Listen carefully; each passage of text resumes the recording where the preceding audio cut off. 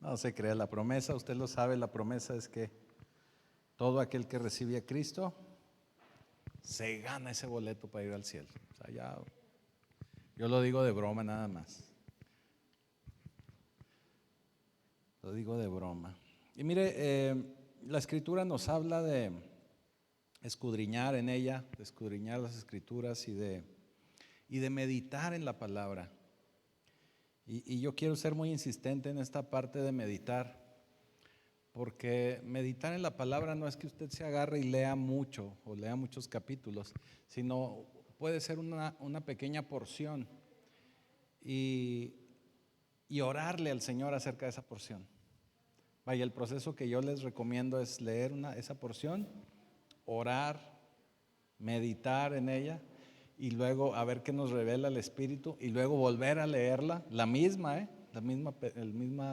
porción, 2, 3 o las veces que le indique el Espíritu y estar meditando y se va usted a dar cuenta cómo el Espíritu le va a ir revelando cositas, detallitos, a veces hasta una palabra que pensábamos muy obvia nos puede decir algo, nos puede hablar en ese momento.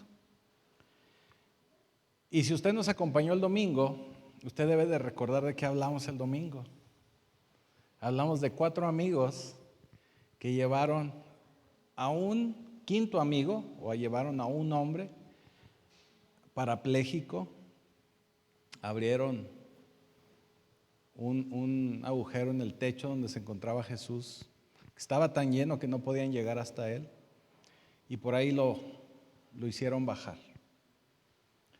Y ya, bueno, usted puede ver ahí el mensaje completo en el YouTube, pero ya el Señor hace ahí el milagro, le dice: tus pecados han sido perdonados. Y finalmente le dice: levántate y vete. Y yo estaba meditando en esa porción, cuando el Señor me lleva a otra porción. Y esto lo encontramos en Hechos de los Apóstoles, capítulo 3. Y vamos a empezar a leer a partir del versículo 1. Y dice: cierta tarde, Pedro y Juan fueron al templo para participar en el servicio de oración de las 3 de la tarde. En Reina Valera creo que por ahí le menciona la hora novena, son las 3 de la tarde. Mientras se acercaban al templo, llevaban cargando a un hombre inválido, en otras versiones dice cojo, de nacimiento. Vaya, este hombre nunca había caminado. Todos los días lo ponían junto a la puerta del templo, la que se llamaba Hermosa, para que pidiera limosna a la gente que entraba. Cuando el hombre vio que Pedro y Juan estaban por entrar, les pidió dinero. Pedro y Juan lo miraron fijamente y Pedro le dijo: míranos. El hombre lisiado los miró ansiosamente, esperando recibir un poco de dinero, pero Pedro le dijo: yo no tengo plata ni oro para ti, pero te daré lo que tengo. En el nombre de Jesucristo de Nazaret, levántate y camina. Entonces Pedro tomó al hombre lisiado de la mano derecha y lo ayudó a levantarse. Mientras lo hacía, al instante los pies y los tobillos del hombre fueron sanados y fortalecidos. Se levantó de un salto, se puso de pie y comenzó a caminar. Luego entró en el templo con ellos, caminando, saltando y alabando a Dios. Toda la gente lo vio caminar y lo oyó adorar a Dios. Cuando se dieron cuenta de que él era el mendigo lisiado o cojo que muchas veces habían visto junto a la puerta Hermosa, quedaron totalmente sorprendidos. Amén. Bendito Señor, bendito Padre Celestial, te damos gracias por esta porción de tu palabra. Permite, Señor, que esta enseñanza se quede grabada en nuestra mente, en nuestros corazones, que la podamos llevar a la práctica, Y te damos ya gracias, Señor, en el poderoso nombre de Jesús. Amén y amén. Como les decía, en este pasaje volvemos a ver a un hombre lisiado. Un hombre lisiado que dice el pasaje que así había nacido, que era un hombre lisiado de nacimiento, desde el vientre de su madre. Luego leemos en el segundo versículo, dice: mientras se acercaba el templo, llevaban cargando al hombre. Siempre lo cargaban. Había alguien que lo cargaba, que lo llevaba. Y dice, todos los días lo ponían junto a la puerta del templo. Todos los días. La que se llamaba Hermosa, para que pidiera limosna a la gente que entraba. Este era un hombre que ya tenía más de la mitad de su vida, o de su posibilidad de vida, vamos a decirlo así, porque no sabemos cuántos años pudo haber vivido. Pero en la actualidad, una persona de 40 años podemos decir que está a la mitad de su vida, ¿verdad? La expectativa, está joven, está chavo. La expectativa de vida en nuestros días son, ¿qué? 75, 80 años en promedio, ¿verdad? Eso no descarta que hay gente que vive muchos más años. Como también hay gente que no llega a tal cantidad. Pero bueno, estamos hablando que es un hombre que tenía aproximadamente 40 años, poquito más de 40 años. ¿Cómo sabemos?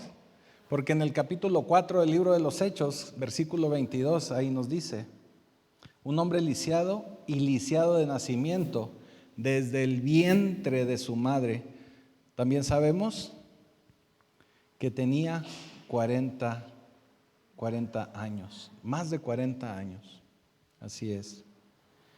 Dice 4:22, sí.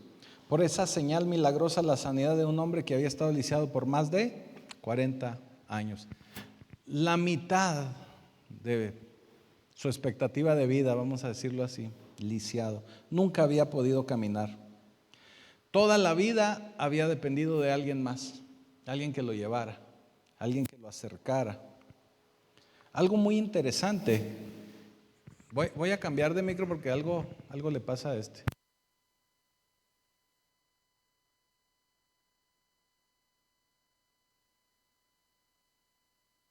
Sí. Siento que se subía y lo sentía raro, ¿verdad? Como que subía y bajaba. Muy bien. Algo interesante que debemos hacer notar es que este hombre estaba en la iglesia todos los días. Todos los días. Todos los días se acercaba a Dios. Todos los días estaba en la iglesia. Y usted podría decir, bueno, pues estaba en la puerta, no entraba. Pero igual todos los días estaba en la iglesia. Hay mucha gente que puede pasarse la vida en la iglesia y no va a pasar nada. No va a pasar nada. Porque el que usted venga a la iglesia no habla o no concreta el que usted deba de tener o tenga una relación con Dios.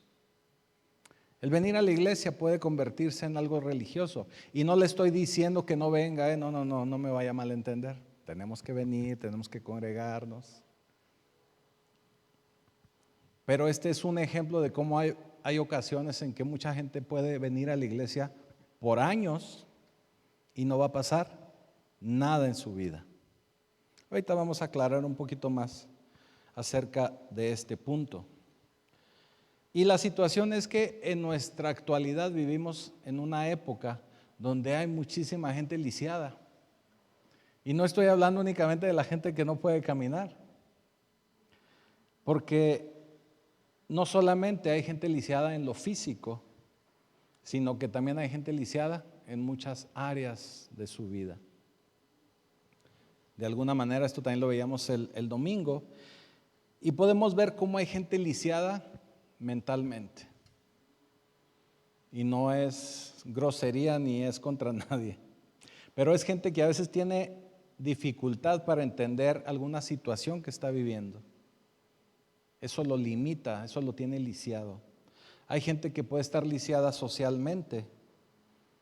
Hay mucha gente lisiada socialmente aquí en México. Mucha gente que está esperando que el gobierno le dé, que alguien le ayude, que alguien le entregue. Realmente no toman su papel en su familia o en la sociedad, sino están esperando que llegue la ayuda de algún lado. Eso es estar lisiado, porque siempre hay algo que hacer. Y también hay mucho lisiado espiritualmente. ¿Qué es estar lisiado espiritualmente? También algo muy similar a lo social. No tomamos nuestro papel, ya sea en la familia, ya sea en la iglesia, ya sea en la sociedad. No nos integramos a la vida o no nos hacemos ver como hijos de Dios. No manifestamos la vida de Cristo en nuestra forma de vivir. Pero vaya, así como en esta historia vemos a un hombre que dependía de otro o dependía de otros, luego en esta historia intervienen otros dos hombres y sabemos que eran Pedro y Juan. Pedro, el tocayo, y Juan. Ellos venían a las 3 de la tarde a la iglesia, a la hora novena, porque a esa hora había servicio, a esa hora tenían culto ahí en esa iglesia.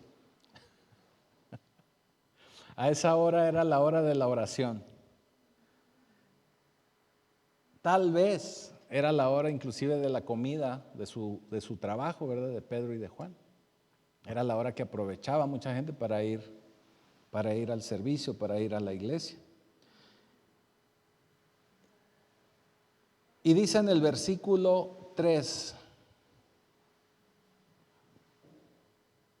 déjeme, me regreso, versículo 3. Me voy a regresar, al 3. Cuando el hombre vio que Pedro y Juan estaban por entrar, les pidió dinero. Estaba el hombre ahí sentado y les pidió dinero. Pedro y Juan lo miraron fijamente y Pedro le dijo: míranos. Ya los había visto, ¿verdad? Por eso estaba esperando que llegaran ahí. Pero además Pedro le dice: míranos. Y la respuesta es un tanto sorprendente, porque,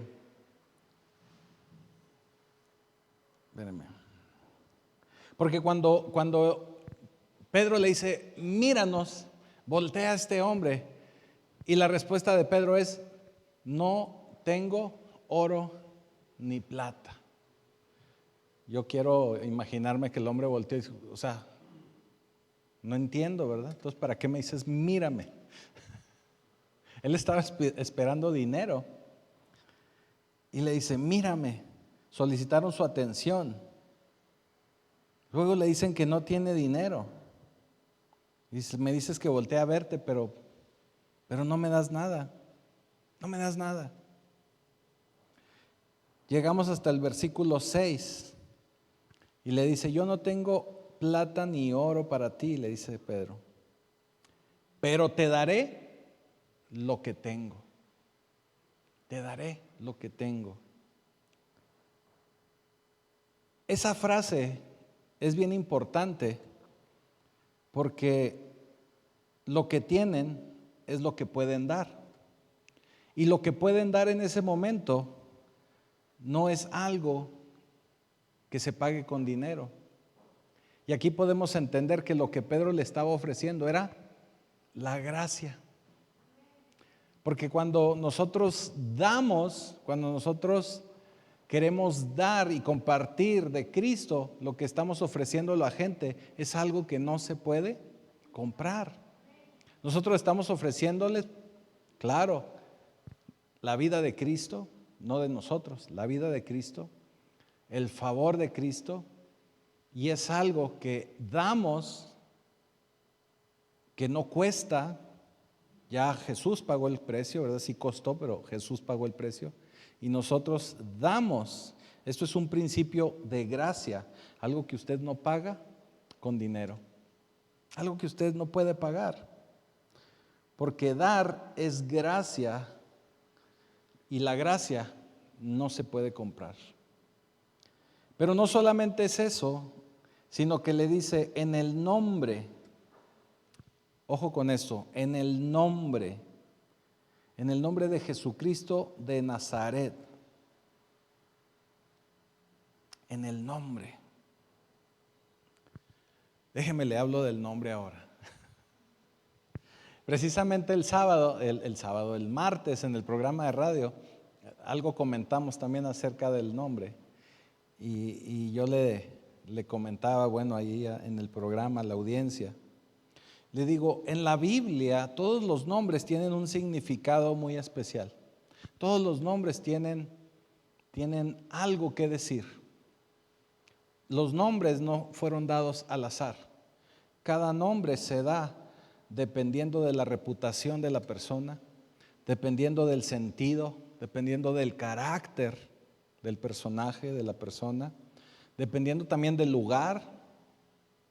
En este caso vamos a ver eso, dependiendo del lugar y del sentido o propósito que tiene cada persona. El nombre es muy importante en la Biblia. Cuando usted lea los nombres en la Biblia, se va a dar cuenta de cuán importantes son.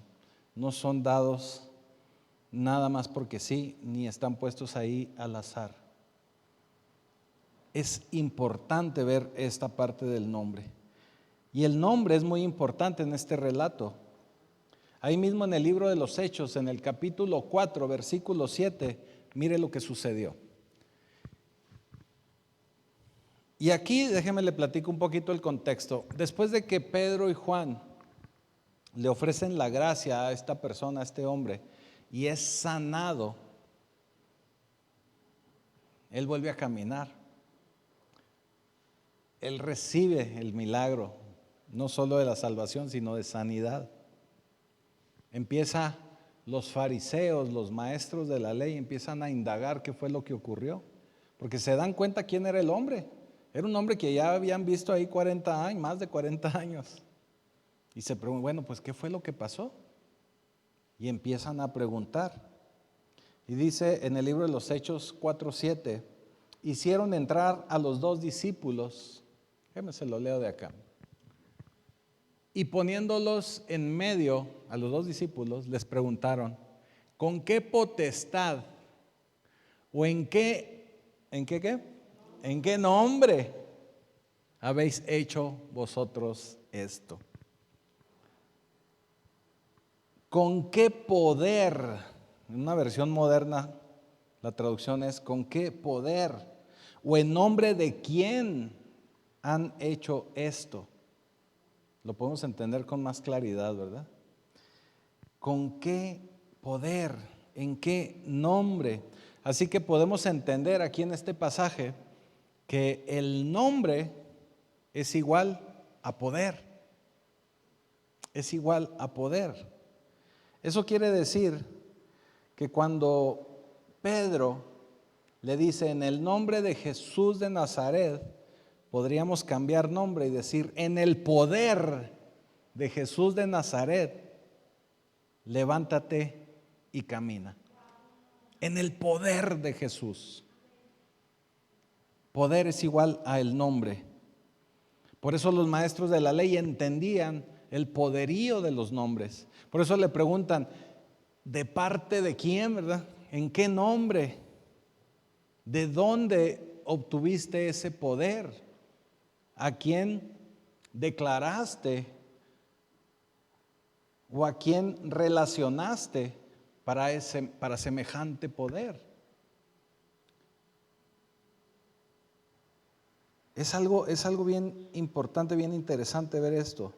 Y mire, vamos a verlo un poquito más a fondo. Vamos a leer ahí en el libro de los Hechos capítulo 4. Vamos a leer el versículo 10 al 12. Y dice Pedro, déjenme decirles claramente, tanto a ustedes, entiéndalo, pacto vivo, vuelvo a empezar, vuelvo a repetir. Déjenme decirles claramente, tanto a ustedes como a todo el pueblo de Pacto Vivo, que fue sanado por el poderoso nombre de Jesucristo de Nazaret, a quien ustedes crucificaron, pero a quien Dios levantó de los muertos.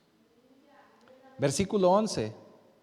Pues es Jesús a quien se referían las Escrituras cuando dicen: la piedra que ustedes los constructores rechazaron, ahora se ha convertido en la piedra principal. Si quiere ver la referencia, esto está en Salmo 118, 22. Se lo dejo de tarea. Y dice en el versículo 12: en ningún otro hay salvación. ¿En quién más hay salvación? En nadie, en ningún otro. En ningún otro hay salvación. Aquí dice: Dios no ha dado, perdón, va de nuevo, Dios no ha dado ningún otro nombre bajo el cielo mediante el cual podamos ser salvos. No hay nadie más. Nadie más. Pedro les está ahí aclarando y les está hablando del poder del nombre de Jesús. Porque podemos entender que para los maestros de la ley el nombre tenía poder. El nombre tiene poder. Ahora déjeme le digo algo.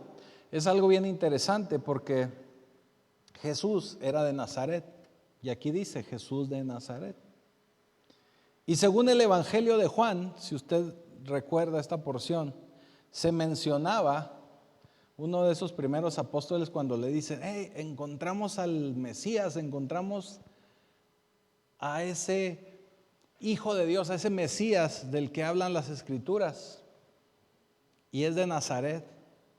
Y dice por ahí uno de los, todavía no se conocían, ¿verdad? Todavía no conocían al Señor. Y le dice: de Nazaret podría salir algo bueno. Es como decir: ¿y de Parral podrá salir algo bueno? Perdón, no hay de Parral aquí, no sé. No se crea, es broma. Ya sabe que es broma. Nazaret, para la gente de aquel entonces y de esa región, era un pueblo que no tenía mayor importancia. Era un pueblo que no destacaba. Era como esos lugares donde dicen: no, ya me voy a vivir ahí porque ahí no pasa nada, ¿verdad? Era un pueblo que mucha gente no tomaba en cuenta o que no mencionaba porque no era importante. Pero déjate digo que así como Jesús de Nazaret, tu pasado, Pacto Vivo, tu pasado no importa. No importa de dónde vengas, no importa lo que hayas hecho, no importa todo tu vida anterior, porque Jesucristo puede salir a tu encuentro y arreglar tu vida. No importa. Así que es muy importante que consideremos esta parte. Cuando venimos al Señor, no importa todo lo anterior. Él nos puede sacar, Él nos puede restaurar, Él nos va a dar una vida nueva. Y vamos avanzando. Y sigue diciendo, y dice en el versículo 7. Versículo 7. Estamos hablando de capítulo 3. Entonces, Pedro tomó al hombre lisiado de la mano derecha y lo ayudó a levantarse. ¿Qué quiere decir esto? Que Pedro, después de haberle dicho: no tengo dinero ni nada que dar, lo único que tengo es lo que te voy a dar, ¿no? Ya estaban pensando que le iba a seguir con la canción, pues no. Pero lo que tengo, eso te voy a dar, que es la gracia. Y le dice: en el nombre de Jesús de Nazaret, levántate y anda, levántate y camina. Pero no solamente le dijo eso, no solamente le declaró, No solamente se puso a orar por él y se quedó él quieto esperando a ver qué pasaba, ¿verdad? O ponen ahí en el WhatsApp, voy a estar orando. Y ahí se quedó en visto, ¿verdad? No hizo eso. Bueno, sí le declaró, sí le dijo, pero además lo tomó de la mano y lo jaló. Lo tomó de la mano y lo jaló.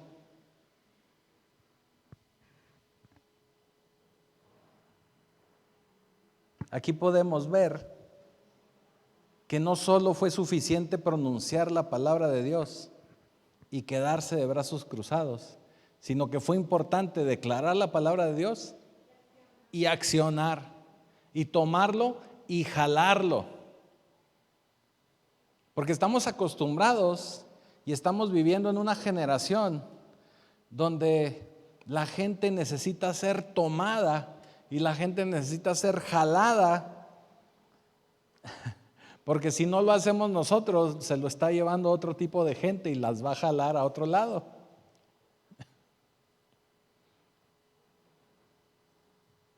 ¿Me estoy explicando? Tenemos que tomar acción.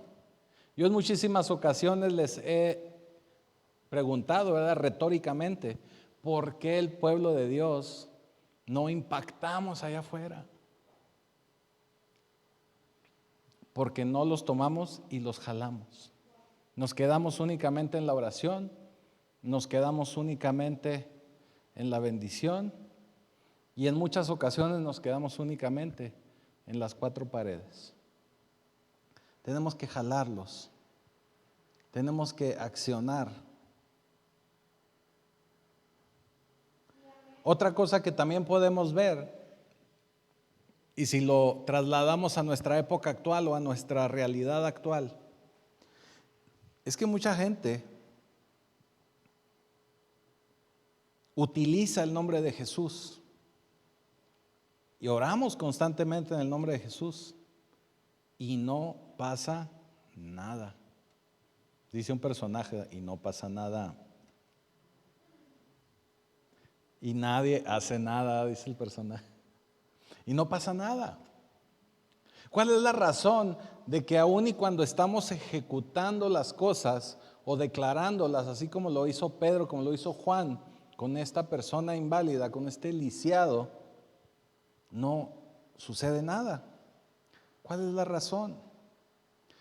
Porque también tenemos que entender, y lo acabamos de ver, que el nombre de Jesús tiene autoridad. Porque no solamente es en el nombre de Jesús, sino en el poder de Jesús. Eso tiene autoridad.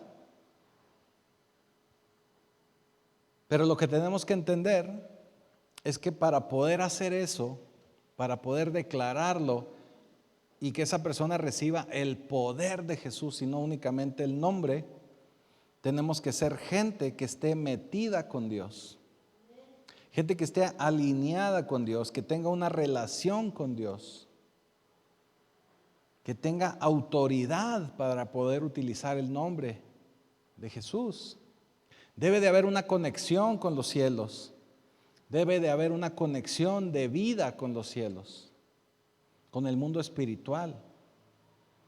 Acabamos de ver los miércoles anteriores, vimos toda la armadura de Efesios 6 y vimos cómo la lucha no es entre carne ni sangre, sino contra todas esas huestes, demonios, potestades, gobernadores de las tinieblas. Y para poder luchar, por eso Pablo nos ejemplifica nuestra actitud, nuestra forma de ser y nuestra forma de vivir de acuerdo a esa armadura. Cuando nosotros empezamos a vivir de acuerdo a esa armadura, nosotros vamos a estar alineados y conectados con el Señor. Por eso primero vimos toda la armadura, por eso ahora les estoy hablando de una alineación con el Señor, de poder tener autoridad en el poder de Jesucristo, no solamente en nombre, sino en el poder de Jesús. Pedro le dijo, de lo que tengo, te doy. Él estaba seguro de lo que tenía porque estaba conectado con el Señor. Él sabía lo que tenía. Así que el lisiado se levantó. No solo tenía problema con sus piernas, sino que muy probablemente ni siquiera sabía caminar. Acuérdense que nunca había caminado. Nunca había caminado. Él había nacido así lisiado y toda la vida lo habían cargado. Así que tuvo que hacer algo aún más poderoso. No fue únicamente sanarlo, sino que inclusive aprendió a caminar en ese momento. Cuando entra el poder de Dios, cuando entra totalmente el poder de Dios, la cosa no es progresiva. Entra el poder e inmediatamente la gente puede ser cambiada. En ese momento va a ser transformada. Este hombre duró 40 años en esa condición y se restauró y se sanó de forma inmediata, porque había poder, porque había conexión.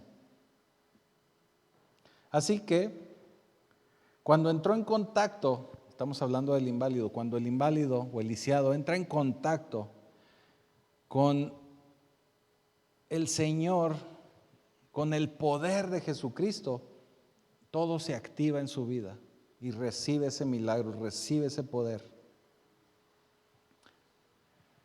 Muchos de nosotros en muchas ocasiones necesitamos encontrar a un Pedro, necesitamos encontrar a un Juan para que nos ayuden a tener esa conexión divina con Dios.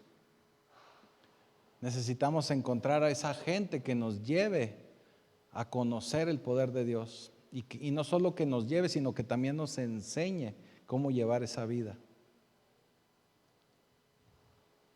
Ahora, que si no solamente quieres conocer a esa gente, sino tú poder ser como un Pedro, como un Juan, bueno, pues tienes que, déjame te lo digo así, tienes que estar dispuesto y disponible. ¿Por qué dispuesto y disponible? Dispuesto y disponible a que puedas cambiar tu agenda para lo que Dios tiene preparado para ti. Dispuesto y disponible a que si sale una situación en la que el Señor te está llamando, eso sea primero y no lo dejes al final.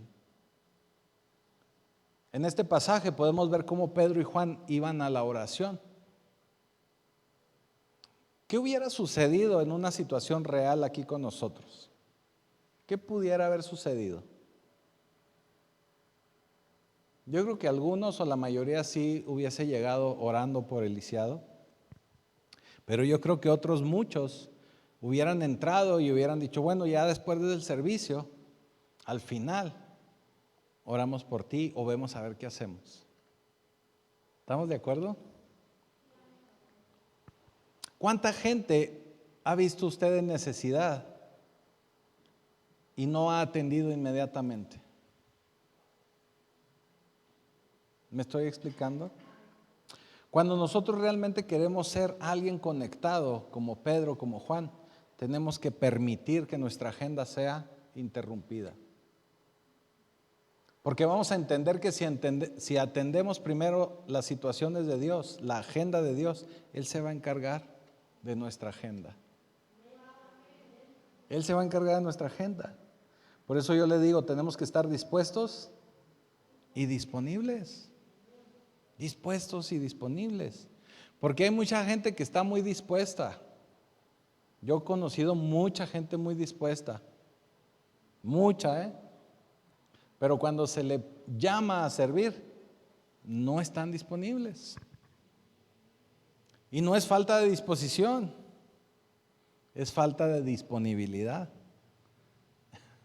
Es diferente.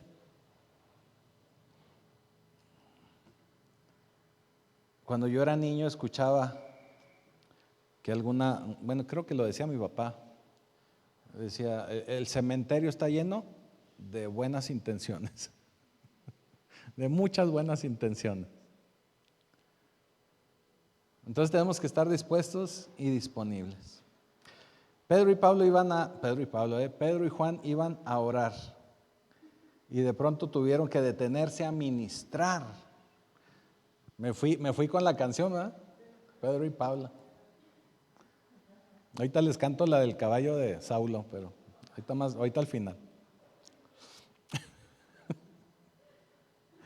Ellos iban a orar, pero de pronto tuvieron que detenerse para ayudar, para ministrar, para mostrarle el poder de Dios a alguien más. No por mostrárselo, no por presumir, sino para ayudarle en su situación. ¿Me estoy explicando?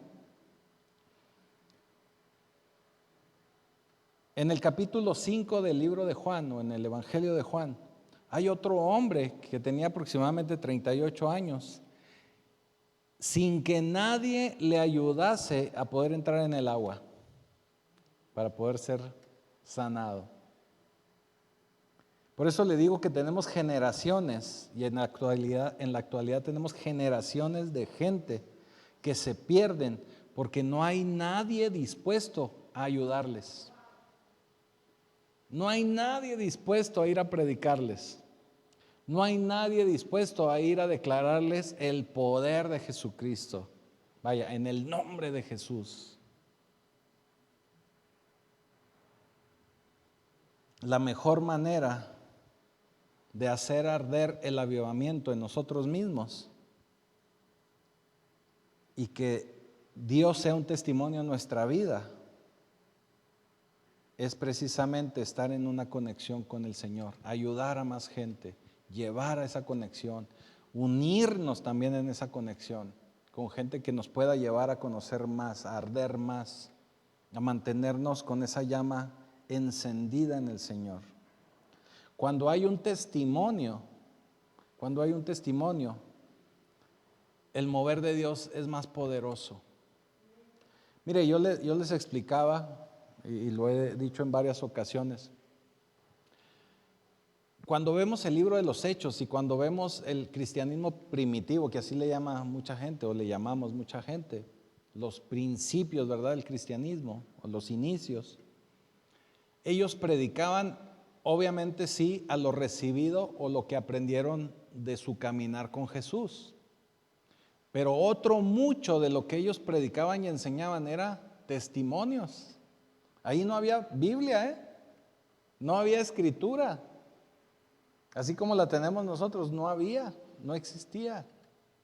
Existía la ley, existían libros de profetas, existía por ejemplo Isaías, que vemos cómo el Señor leyó, ¿verdad?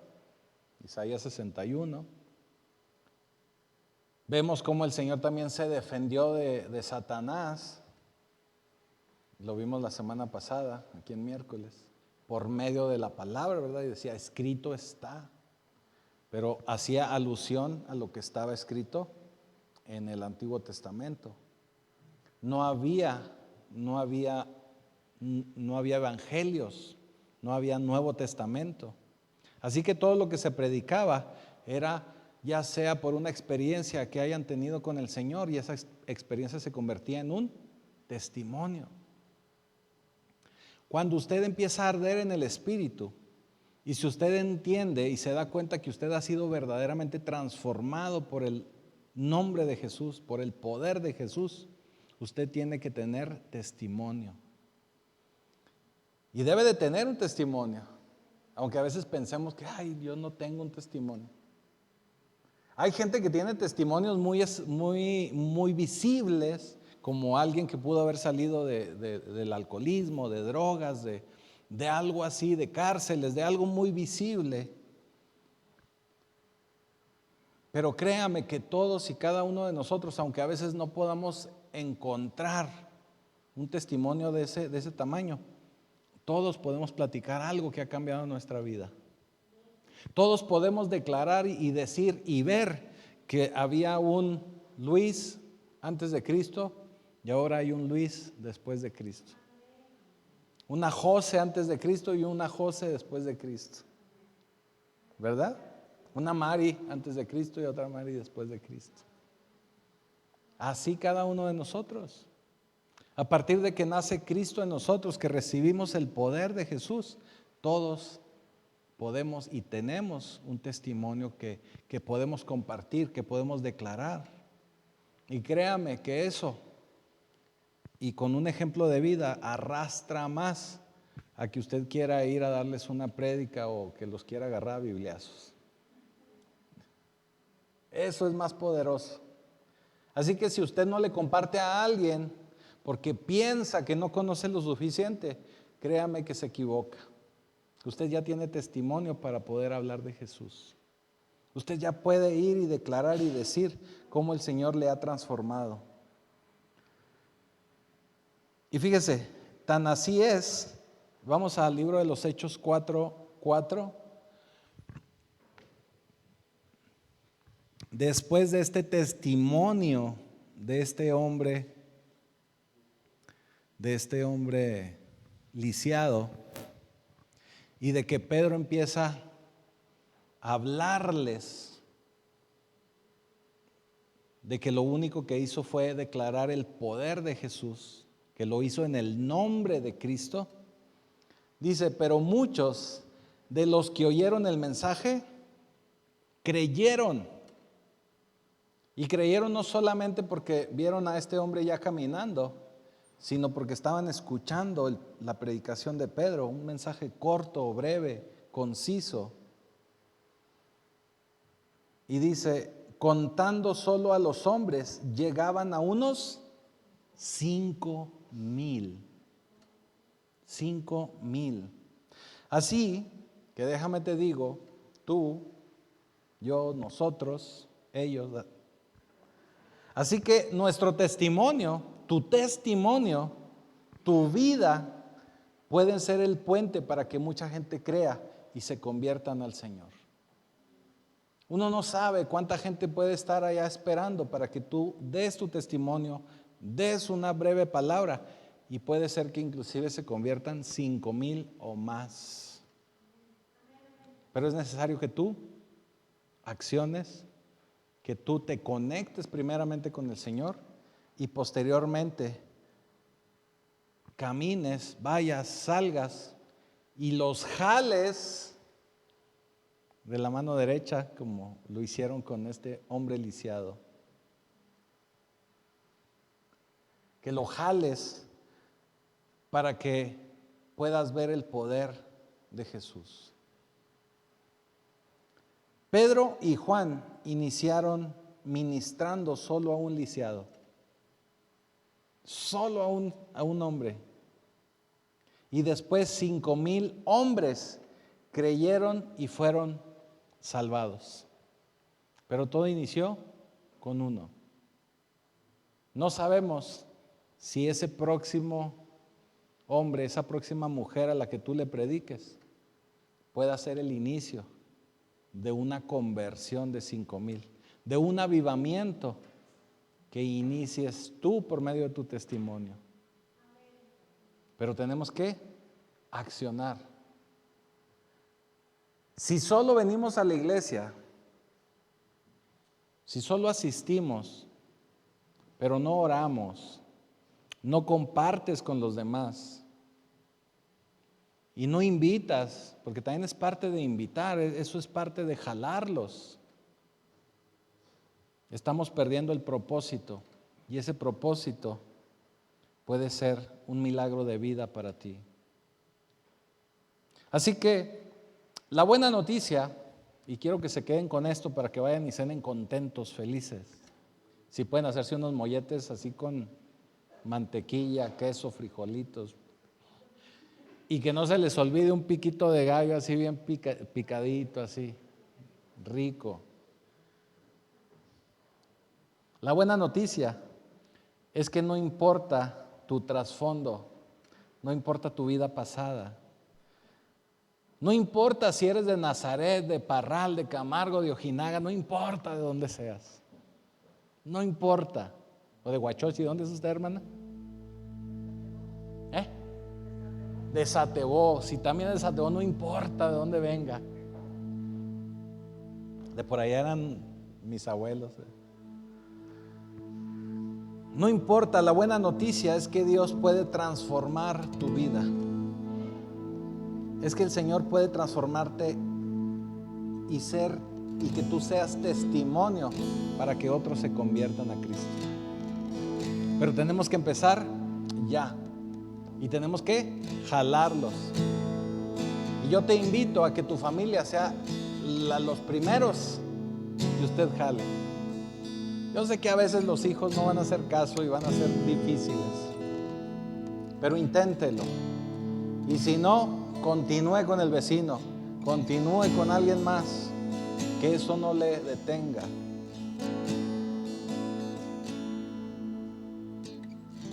Pero también tiene que entender que debe haber alguien que se comprometa, alguien que no tenga pena, que no tenga vergüenza de compartir.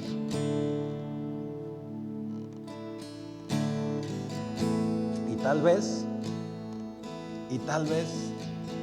usted sea esa persona que va a sentar las bases en esa gente para que vengan más convertidos al Señor. Hasta que sean 5,000 hombres y sus familias o más. Y yo estoy convencido de que van a ser más que eso. Más que eso. Anote la fecha de hoy, porque dentro de un mes tenemos que ver todas esas sillas llenas.